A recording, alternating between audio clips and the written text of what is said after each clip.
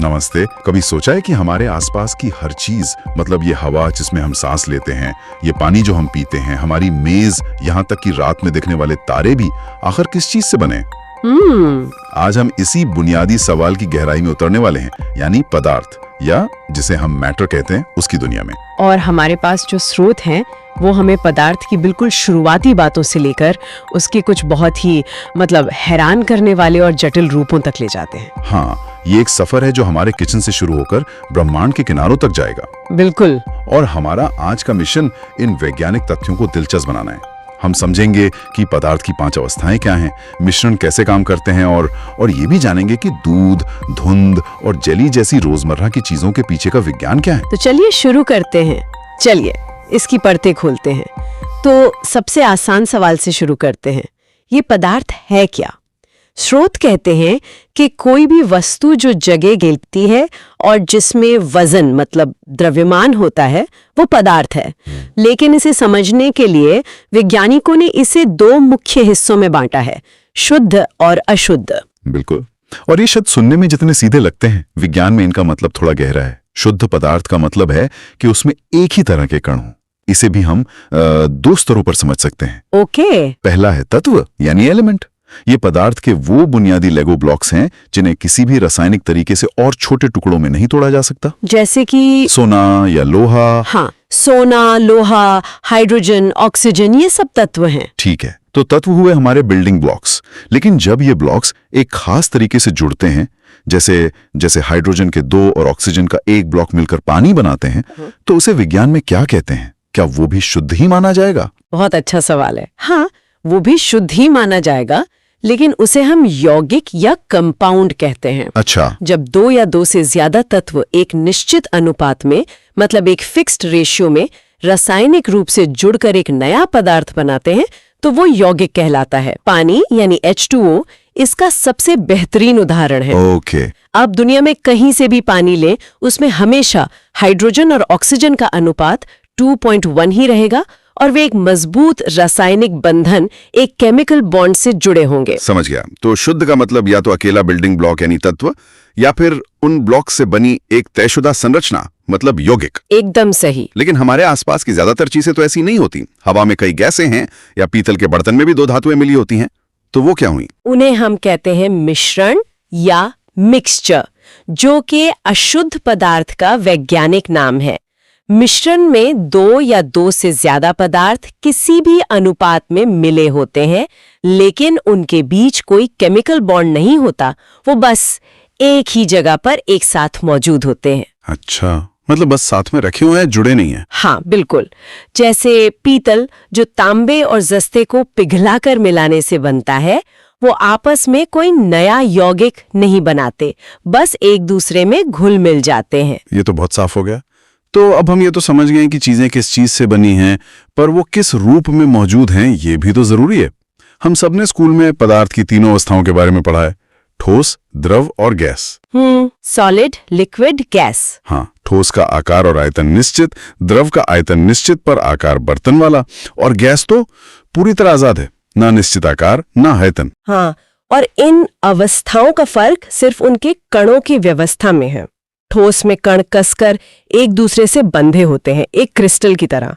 द्रव में वो थोड़े आजाद होते हैं, एक दूसरे पर फिसल सकते हैं।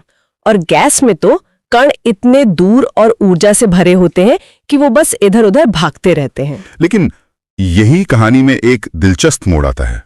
हमारे स्रोत कहते हैं कि सिर्फ 3 ही नहीं, बल्कि पदार्थ की 5 अवस्थाएं होती हैं। हाँ, ये बहुत कम लोग जानते हैं। तो चलिए जरा तापमान के पैमाने पर ऊपर की तरफ चलते हैं, बहुत ज्यादा गर्मी की तरफ। चौथी अवस्था क्या है? चौथी अवस्था है प्लाज्मा। प्लाज्मा? इसे आप एक तरह की सुपरचार्ज्ड या कह सकते हैं अति उत्तेजित गैस समझ सकती हैं। सुपरचार्ज्ड गैस मतलब जब किसी गैस को हजारों डिग्री सेल्सियस के तापमान पर गर्म किया जाता है, तो उसके परमाणुओं से इलेक्ट्रॉन्स टूटकर अलग हो जाते हैं। ये आयनों और इलेक्ट्रॉनों का जो गर्म सूप बनता है, वही प्लाज्मा है। अरे वाह, मतलब हमारे सूरज का ज्यादातर हिस्सा उस अवस्था में है जो हमारी ट्यूबलाइट के अंदर होती है।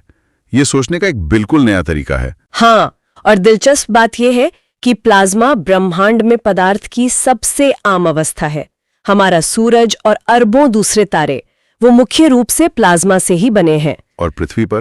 और जैसा आपने कहा, पृथ्वी पर ये हमें ट्यूबलाइट और नियॉन बल्ब के अंदर देखने को मिलती है। जब उनमें बिजली गुजरती है तो अंदर की गैस प्लाज्मा में बदल जाती है और चमकने लगती है। वाह, ये तो हुआ गर्मी का चरम। अब अगर हम तापमान के पैमाने पर बिल्कुल नीचे जाएं, ठंड के चरम की ओर, तो वहां हमें 5वीं अवस्था मिलती है। और ये तो किसी साइंस फिक्शन फिल्म की कहानी जैसी लगती है। और ये है भी कुछ वैसी ही। 5वीं अवस्था है बोस-आइंस्टीन संघनन, बोस-आइंस्टाइन कॉन्डेंसेट, जिसे BEC भी कहते हैं। बोस-आइंस्टीन? और सबसे हैरान करने वाली बात यह है कि इसकी भविष्यवाणी 1924-25 में ही हमारे भारतीय वैज्ञानिक सत्येंद्र नाथ बोस और महान अल्बर्ट आइंस्टीन ने कर दी थी।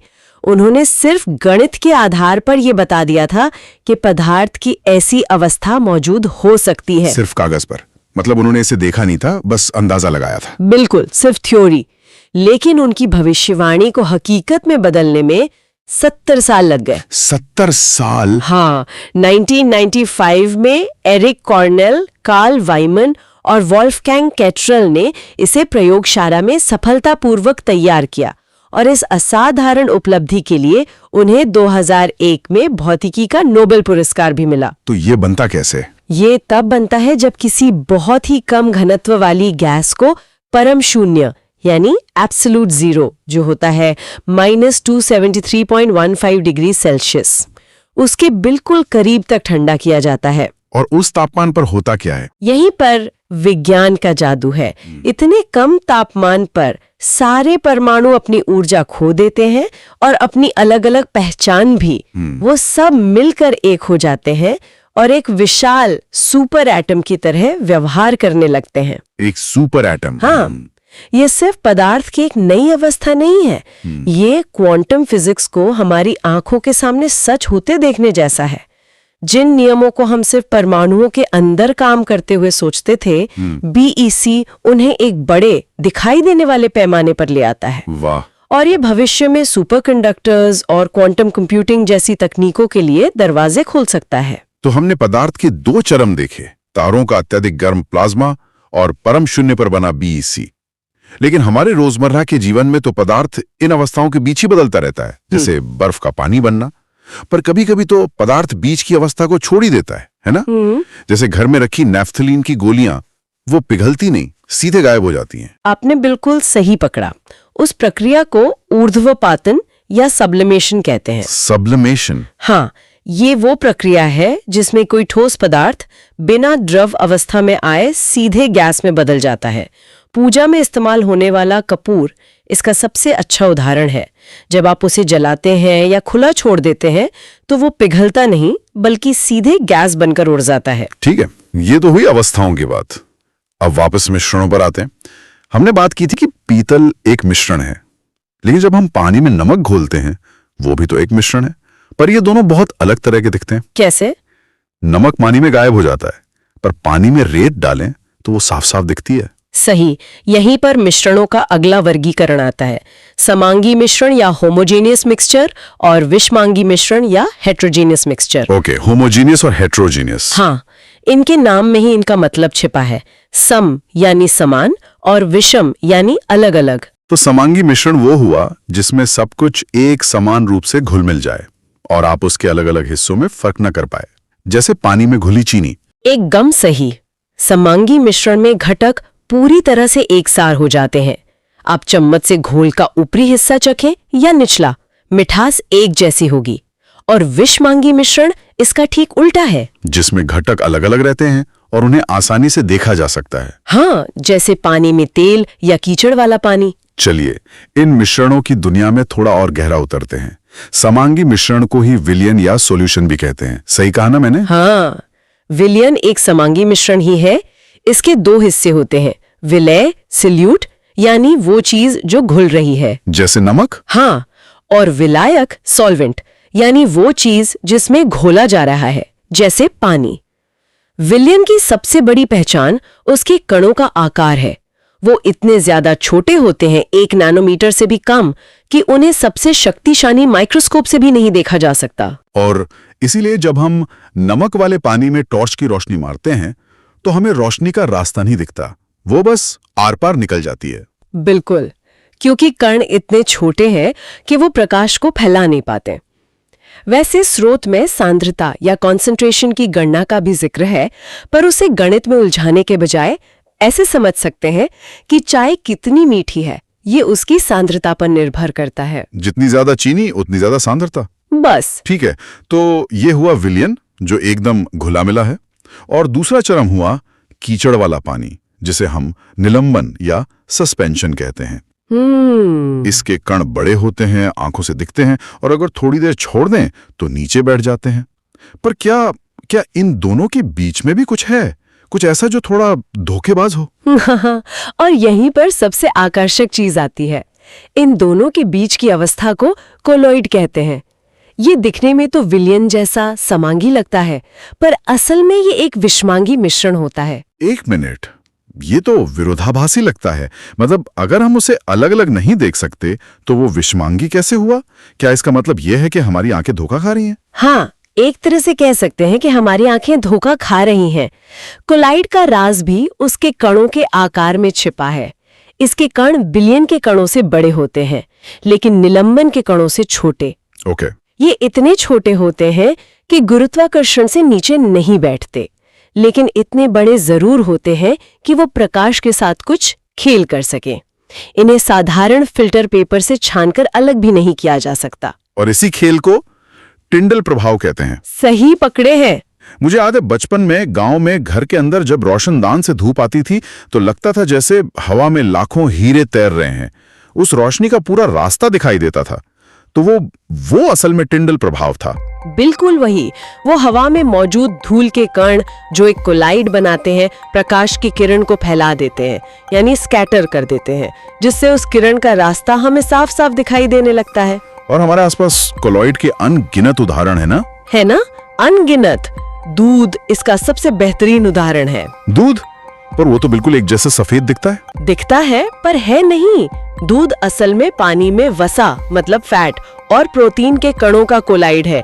ये कण इतने छोटे हैं कि तैरते रहते हैं, पर इतने बड़े हैं कि प्रकाश को फैला देते हैं, और इसीलिए दूध सफेद और अपारदर्शी दिखता है। अगर दूध एक सच्चा विलयन होता तो वो पानी की तरह पारदर्शी होता। ये तो कमाल है।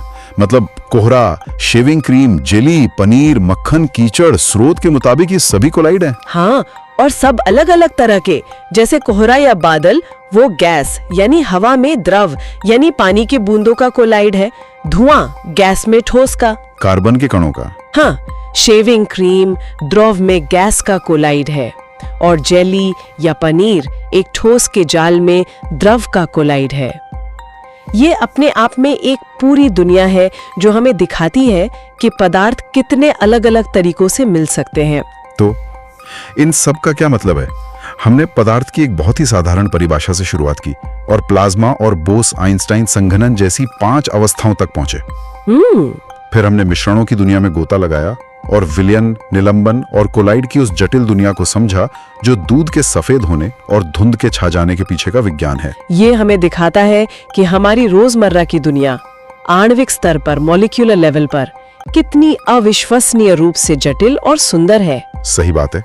विलयन, कोलाइड और निलंबन के बीच का ये बारीक अंतर हमें ये समझने में मदद करता है कि क्यों कुछ चीजें पानी में गायब हो जाती हैं और कुछ नहीं। दूध सफेद क्यों दिखता है या धुआं हवा में क्यों तैरता रहता है। हर चीज के पीछे कणों का व्यवहार और उनका आकार काम कर रहा है। बिल्कुल, ये सिर्फ केमिस्ट्री की किताबों की बातें नहीं है, ये हमारे किचन से लेकर आसमान तक की कहानी है। और जाते जाते एक विचार सबके लिए। स्रोतों में मिश्र धातु यानी अलॉयज जैसे पीतल या कांसे को ठोस विलयन कहा गया है। इस पर सोचिएगा कि जब एक ठोस धातु में दूसरी ठोस धातु को घोला जाता है तो उसके गुणों पर क्या असर पड़ता होगा।